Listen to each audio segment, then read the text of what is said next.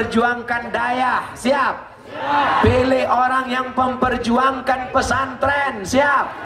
Pilih orang yang memasukkan pelajaran agama ke SMP dan SMA di kota Subulus Salam. Kita tak sanggup menyekolahkan anak ke pesantren, biayanya mahal. Tapi Pak Wali ada program mengirim anak-anak Subulus Salam ke Lirboyo, ke Tebu Irang, ke Jawa, ke Gontor. Anak-anak ini dikirim ke Jawa, pulang nanti mereka lah yang akan mengajar anak kita sehingga selamat dari PKI. PKI menyebar merata-rata mau bangkit, tapi insya Allah Subulus Salam jangan takut PKI. Kenapa? Karena ulama berasal dari Subulus Salam. Ulama datang dari negeri ini, maka tetap ada sampai kapanpun. Tadi Pak Wali nanya sama saya, Ustadz Somad, ya, sampai kapan Ustadz tahan berceramah nih? Nampaknya sampai jam 3 Pak Wali. Sampai kapan Ustadz tahan berceramah? Paling tahan ceramah ini umur 50. Sekarang umur 27. Banyak yang tak percaya. Saya lahir 1977. Sekarang 2018. Berarti umur sekarang 41. Paling lama tahan ceramah umur 50. Sekarang masih kuat lagi takbir. Takbir. Kalau udah umur 60, tak. Mana bisa lantang macam ini suara? Ini suara masih lantang. Kalau datang saya 10 tahun lagi kemari, Assalamualaikum. Judul pengajian kita tentang sakratul maut. Hari ini lantang, masih muda. Makanya pertanyaan Pak Wali menakutkan. Sampai kapan Ustaz tahan berceramah? Cuman sampai umur 50 Pak. Setelah itu nanti siapa yang melanjutkan? Saya tak pernah takut. Kenapa? Karena yang akan melanjutkan adalah santri-santri dari Subulus Salam. Mereka keturunan para ulama. Mereka pelanjut Hamzah Fansuri. Mereka pelanjut Ali Fansuri. Mereka melanjut Syekh Abdul Rauf As-Singkili. Darah mereka mengalir darah para ulama. Abdul Somad datang kemari bukan berceramah. Abdul Somad datang kemari bukan tausiah. Jadi apa? Menjerit-jerit aja. Menceramahi orang Subulus Salam sama dengan mengajar itik berenang. Menceramahi orang Subulus Salam mubazir, hanya sekedar mengingatkan watawasau bil haq watawasau bis sabr. Kalau bukanlah karena ada ulama, sudah lama laknat Allah turun ke negeri ini. Tapi kenapa tak jadi? Wa ma kana Allahu mu'adzibahum wa anta fihim. Allah tak mungkin mengazab kalian selama ada Muhammad sallallahu alaihi wasallam. Ada Muhammad di Subulus Salam. Siapa? Muhammad tukang ayam. Muhammad siapa yang ada di Subulus Salam? Muhammad siapa? Muhammad sallallahu alaihi wasallam tak ada di Subulus Salam, tapi pewaris Muhammad ada di Subulus Salam. Siapa dia? Al ulama warasatul anbiya. Ulama pewaris para nabi. Saudara yang dimuliakan Allah, Ustadz kalau nunjuk janganlah pakai tangan kiri Pak Ustadz. Tangan kiri itu kan untuk cebok. Nah, kalau gitu saya pegang tangan kiri. Oh, Ustadz megang mic tangan kiri karena mau nunjukkan cincin. Kalau kita ikut cakap orang, kita payah. Jangan ikut cakap orang. Masukkan anak ke pesantren. Masukkan anak ke daya. Jangan dengar cakap orang. Kau anakmu di mana? Pesantren. Nanti pesantren makan apa?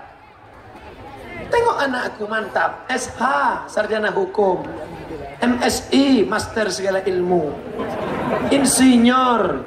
Salah jadi SH, tak salah. Salah jadi dokter, tak salah. Salah jadi polisi, tak salah. Salah jadi tentara, tak salah. Tapi yang penting dalam kepalanya ada Quran, hadis, fikih, usul fikih, ada Quran dan sunnah Rasulullah sallallahu alaihi wasallam. Biaya pendidikan mahal. mahal, SPP mahal, tapi bisa dibantu oleh subsidi. Siapa yang mengeluarkan duitnya? APBD. Siapa yang mengeluarkan APBD? Wali kota. Tapi wali kota kalau macam-macam mengasih hibah tak tentu arah, datang 3 orang menangkap. Yang pertama Irjen, yang kedua BPK, yang ketiga KPK. Supaya dia tidak tertangkap, dibuatkan payung hukumnya. Yang membuatkan payung hukumnya adalah wakil-wakil rakyat yang siap membela ulama, yang siap membela anak pesantren. Apakah Bapak Ibu sudah mendaftarkan anak ke dayah dan pesantren? Yang sudah mendaftarkan anak, alhamdulillah.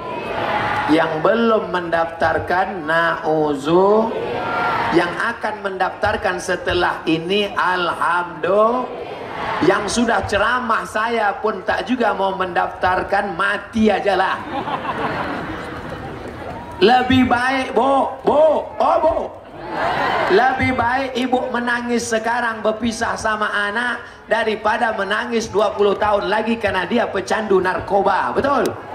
Lebih baik ibu nangis sekarang karena tak menengok anak daripada nangis 20 tahun lagi karena dia ikut geng motor. Tadi saya jumpa sama Ustadz Sabir, asli putra dari negeri ini. Jumpa Damat LC Al-Azhar, Ustadz Sabir LC, jumpa tadi. Dari sini, kakak kelas saya di Al-Azhar Kairo dulu. Jumpa pula tadi sama Ustadz, siapa namanya? Bahar tuh adik kelas saya. Jumpa tadi, datang LC kemari. Banyak, tak ingat saya sebut nama lama satu-satu. Rupanya kalau kita kena panas nih bisa juga hilang ingatan. Banyak. Yang membawa saya kemari siapa? 2 kali dia kakak kelas saya. Kami sama-sama di Darul Arafah Medan. Ini Aceh, ini Riau. Ini Riau, ini Aceh. Antara Riau dan Aceh ada Medan. Di Medan kami kuliah, di Medan kami sekolah. Ustadz Fadel dari Aceh turun ke Medan, saya dari Riau naik ke Medan. Jumpa kami di Darul Arafah 20 tahun yang lalu. Beliau pergi ke Mesir 96. Saya susul pula ke Mesir 98. Pulang beliau ke Aceh, diteleponnya saya. Assalamualaikum Ustaz Somad. Waalaikumsalam. Bisa ke Aceh? Oke, I am coming.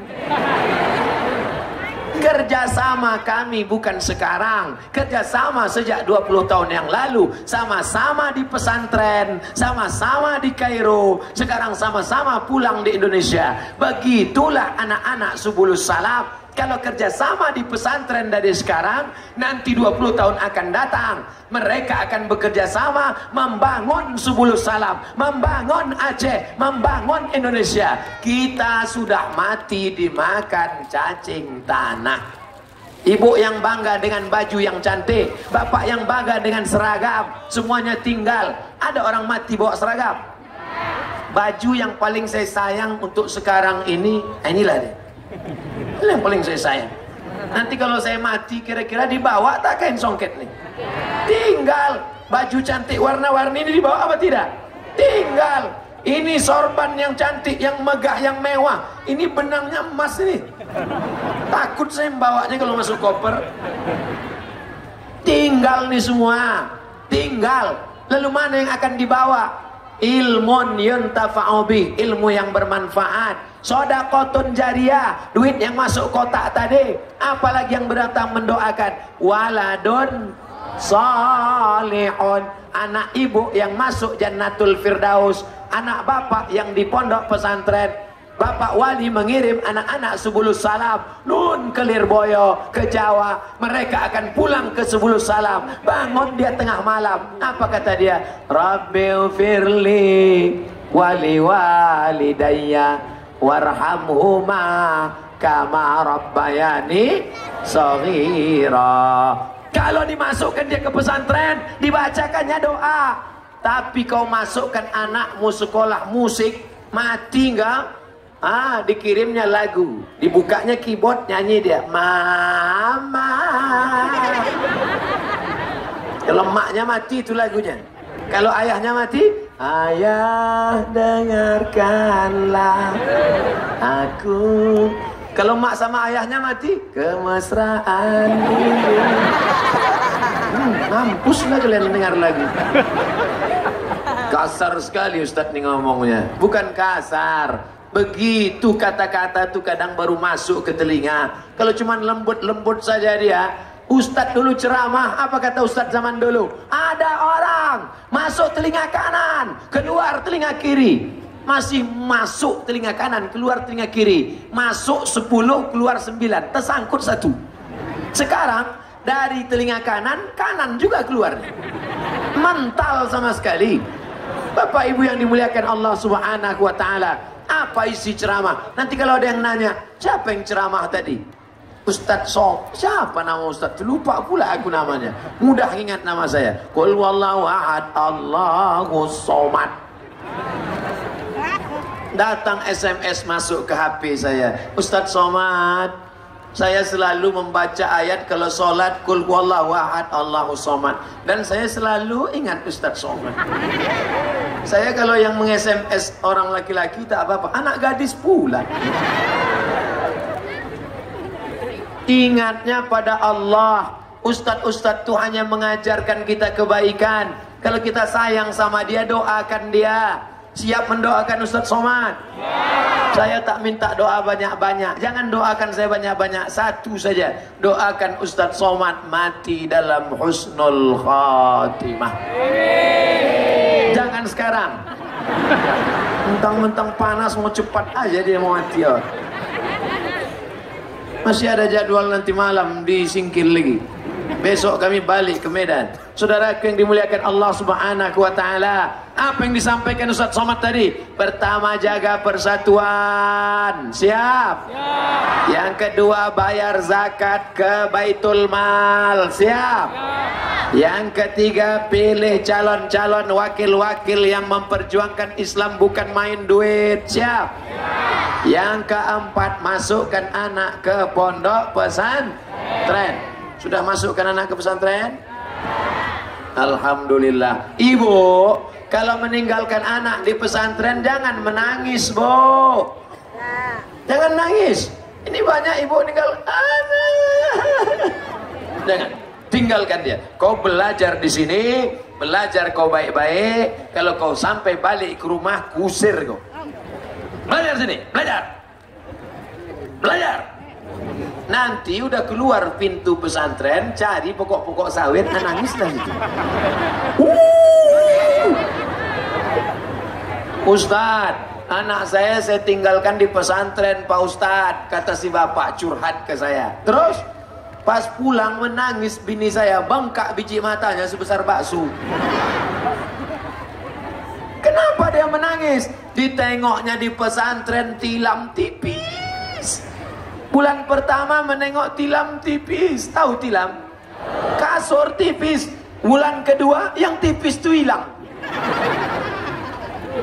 Di rumah cabai dibelah, bijinya dibuang, digiling pakai gula merah, disuapkan ke mulut anak. Pedas nak, makan ya anak. Sampai di pesantren jangankan bijinya, batang cabai itu di blender. Menangis anak minta balik, ibu tak tahan. Sayang pada anak bukan diletakkan di celah ketiak, betul? Sayang anak tinggalkan, sayang anak pukul-pukulkan. Hai anak-anakku, kalau ada kalian yang ditinggalkan pesantren, bukan berarti kalian anak angkat, bukan berarti mak kalian tak sayang sama kalian. Ibu-ibu yang hari ini datang membawa anaknya kena panas, bukan berarti ibu itu tak sayang. Ibu itu mau mengingatkan anaknya, berpanas-panasan sekarang, berfoto dia dengan anaknya, 20 tahun akan datang foto itu ditengok, dicetak. Makanya ngambil foto tadi cetak lah. Foto tadi cetak, letakkan di dinding, tulis di situ Tabligh Akbar bersama Ustadz Abdul Somad di lapangan Sadakata tanggal 27 November 2018 2038. 20 tahun akan datang, anak itu menengok foto. Dulu emakku mengajak aku menengok pengajian, tengoklah siapa ini mak, itu dulu Ustadz ceramah. Siapa dia? Ustadz Somad. Mana dia sekarang? Udah mati dimakan cacing tanah. Maka anak dibawa menengok pengajian. Ini banyak orang sekarang anak dibawa menengok keyboard tunggal. Pentasnya tinggi, penyanyinya pakai rok pendek, yang menonton atuk-atuk dari bawah. Menganga menengok.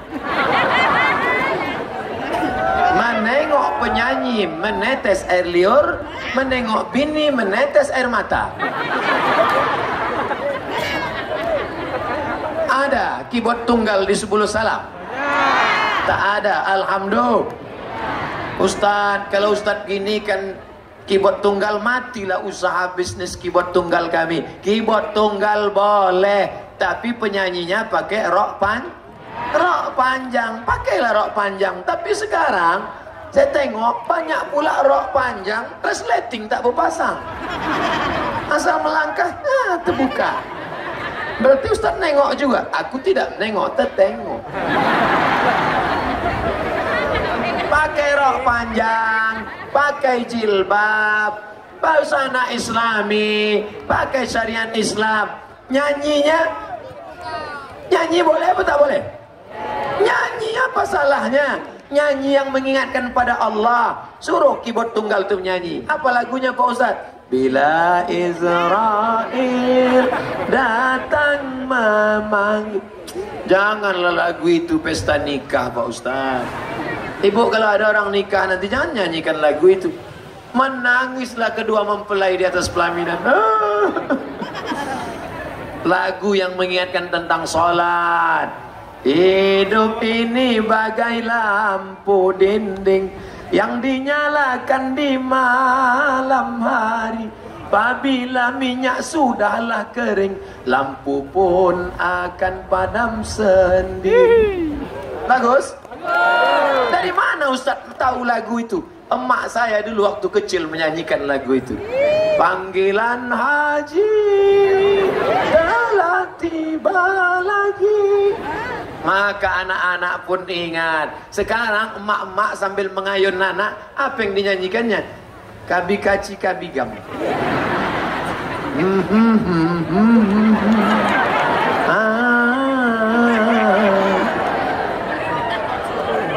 Siapa nama anaknya? Sanjay Dutt.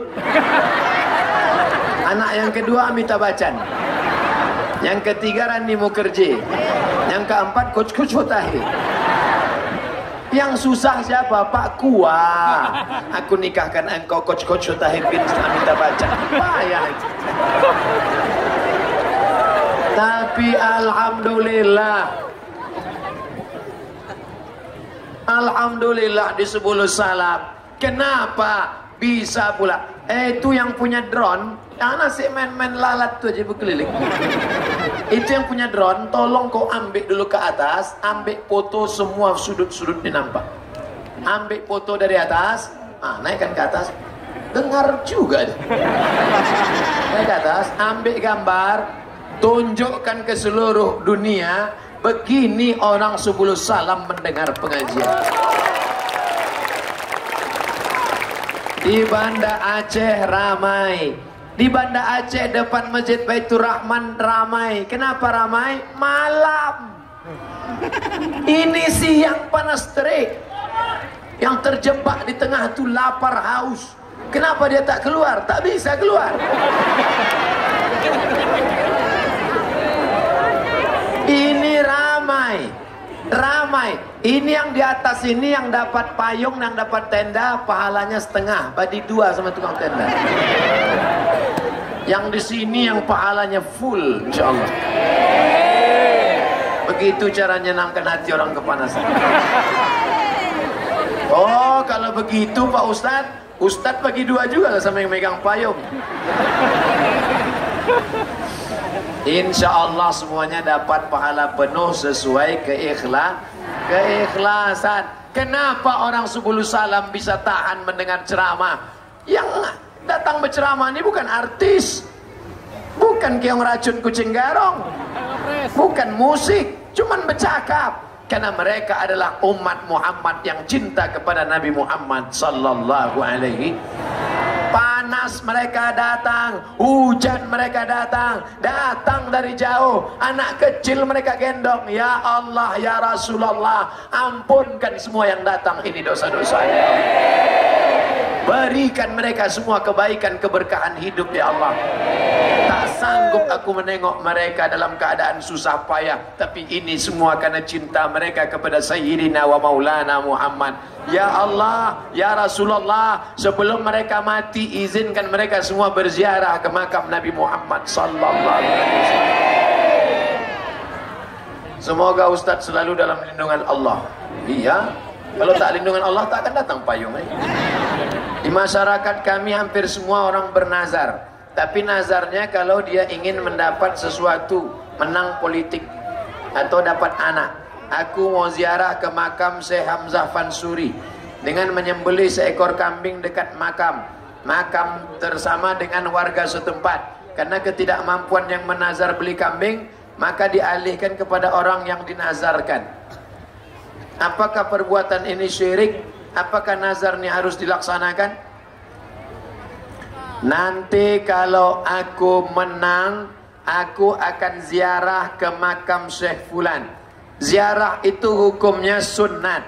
Apa hukum ziarah? Sunat.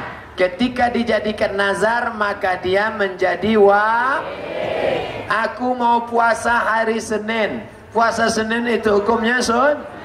Tapi kalau dinazarkan, aku bernazar kalau menang aku puasa hari Senin, maka berubah puasa itu menjadi wajib. Dua, apakah ziarah ke makam Syekh Hamzah Fansuri, Syekh Abdul Rauf As-Singkili, Syekh Ali Fansuri, apakah ziarah ke makam itu syirik?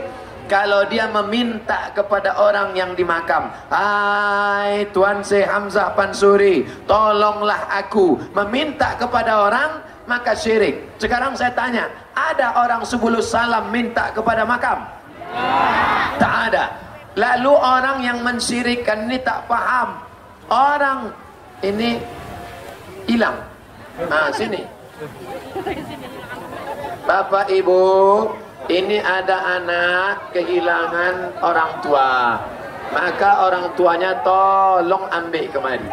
5 menit tak kalian ambil, kami mengambil. Sabar ya nak, jangan nangis ya nak. Ya, ambil kemari. Alhamdulillah yang kehilangan ni anak-anak. Saya takutnya anak gadis pula nanti. Sabar ya nak. Duduk Pak, kasih minum. Kemarin waktu di Banda Aceh 2, ada anak kehilangan nenek, datang satu lagi nenek kehilangan cucu. Begitulah di dunia saja kita susah mencari, apalagi di akhirat nanti. Mungkin kita tak dapat jalan, tapi kalau kita berguru, kalau kita mengikut syariat, kalau kita berselawat, kita akan berjumpa. Kenapa? Karena barakat salawat. Allahumma salli ala Sayyidina Muhammad. Balik ke pangkal cerita. Apakah syirik minta kepada kubur? Hai Tuan Syekh Hamzah Fansuri, syirik. Tak boleh minta. Tapi minta kepada Allah. Ya Allah, berkat kemuliaan wali Allah. Ya Allah, berkat Syekh Abdul Rauf As-Singkili. Ya Allah, berkat kemuliaan Syekh Abdul Qadir Al-Jailani. Ya Allah, berkat kemuliaan Syekh Bahauddin Naqsabandi. Meminta kepada Allah dengan bertawassul kepada ulama, bukan minta kepada kubur, bukan minta kepada ulama, mintanya kepada Allah. Bertawassulnya menyebut sama macam orang menelpon, Assalamualaikum, Waalaikumsalam, saya dari Aceh, ya, mau ngundang Ustadz Somad, bisa datang? Saya tak bisa datang, saya baru bisa datang 2020. Saya ini kawan Ustadz Fadil Rahmi Ustadz. Oh iya insyaallah. Begitulah agak-agaknya. Tapi bukan janji ini pula anda. Bertawassul menyebut nama orang soleh. Ya Allah, berkat kemuliaan Syekh Abdul Rauf As-Singkili, mudahkanlah urusan kami. Mintanya kepada Allah, menyebut wali-wali Allah, tidak syirik. Yang ketiga, bagaimana kalau orang bernazar karena tak ada duit. Ya Allah, nanti kalau terpilih Bapak Fulan jadi anggota dewan, aku bernazar potong kambing. Begitu terpilih, tak ada duit, dilimpahkannya ke Bapak anggota dewan itu. Terserah Bapak dewan itulah. Kalau dia ada duit, dipotongkannya. Kalau tidak, engkau menanggungnya sampai mati. Nah, maka yang mau bernazar-nazar, pikir 2 kali. Nanti orang duduk, awak terduduk.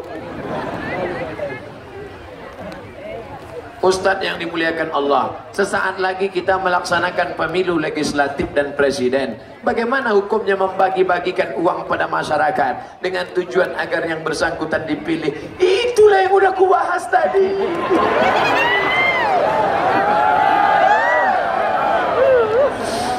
La'ana Rasulullah sallallahu alaihi wasallam. Rasulullah melaknat, Allah melaknat. Siapa yang dilaknat? Ar-rashi, yang menyogok, wal murtasi, yang menerima sogok. Jangan kalian makan duitnya, jangan kalian ambil. Kalau dipaksanya juga ambillah, letakkan ke kotak masjid. Ambil duitnya, datang ke panti asuhan. Di 10 Salam ada panti asuhan. Datang ke panti asuhan. Assalamualaikum Pak panti asuhan, berapa anak yatim di sini? Ada 100 orang. Keluarkan, aku mau kasih duit dari dapatku dari caleg. Semuanya Pak? Enggak, 3 orang aja. Itulah yang akan menolong, karena kita sudah selamat dari makan haram. Apa isi ceramah Ustadz Somad tadi? Pertama, jaga silaturahmi. Yang kedua, bayar zakat, infak, wakaf, sedekah ke Baitul. Yang ketiga, pilih wakil-wakil rakyat yang memperjuangkan Islam, zakat, dan pendidikan Yang keempat, masukkan anak ke pesantren kalau mau selamat. Jangan sampai anak jadi hantu, jadi setan. Masukkan anak ke pesantren. Siapa yang sanggup menjaga anak 24 jam sekarang? Tolong angkat tangan. Siapa yang sanggup menjaga anak 24 jam? Bapak pagi sudah pergi, anak belum bangun. Bapak pulang malam, anak sudah tidur. Bapak jarang pulang. Nama bapak Pak Toib. Pergi pagi, pulang petang, peras keringat, banting tulang, tunggang langgang, lintang pukang. Ibu pula sibuk juga. Siapa yang bisa mengontrol anak? Di pondok pesantren lah anak-anak akan selamat dari narkoba, selamat dari zina, selamat dari pergaulan bebas. Yang terakhir, yang kelima, jaga ibadah. Tapi saya tidak perlu khawatir tentang sholat berjamaah. Ustadz Somad udah sholat asar. Saya sudah sholat asar tadi jamaah takdim. Tapi Bapak Ibu, ini sudah jam 3 lewat 15. Balik dari sini, jangan lupa sholat berjamaah. Laki-laki yang soleh, sholat di masjid. Laki-laki yang sholat di rumah, laki-laki solehah. Mudah-mudahan laki ibu, suami ibu semuanya sholat. Yang belum sholat suaminya, ya Allah bukakan pintu hidayahnya, bina dia ya Allah. Sesudah pengajian ini tak juga sholat, binasakan dia ya Allah. Jangan, tak boleh doakan binasa. Doakan supaya dia dapat hidayah. Allahumma hdi qaumana, berikan hidayah kepada kaum kami. Fa innahum la ya'lamun, mereka berbuat salah silap karena tak tahu. Bapak Ibu yang dimuliakan Allah, jangan berkelahi di masjid. Kalau di masjid berkelahi antara yang berzikir jahar dengan yang berzikir sir. Yang satu zikirnya jahar, afdhalu zikri fa'lam annahu la ilaha illallah, la ilaha illallah, la ilaha illallah. Yang satu tak setuju jahar, dia maunya sir. Berkelahi antara yang jahar dengan sir sampai bertinju dalam masjid. Yang ketawa siapa? Yang tak ke masjid.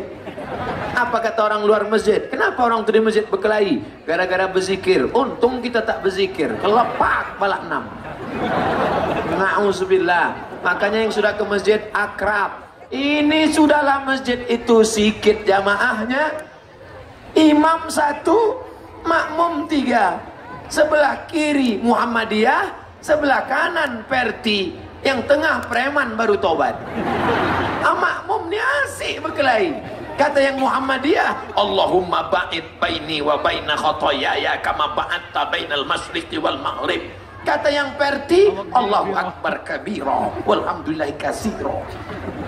Yang tengah belum hafal doa.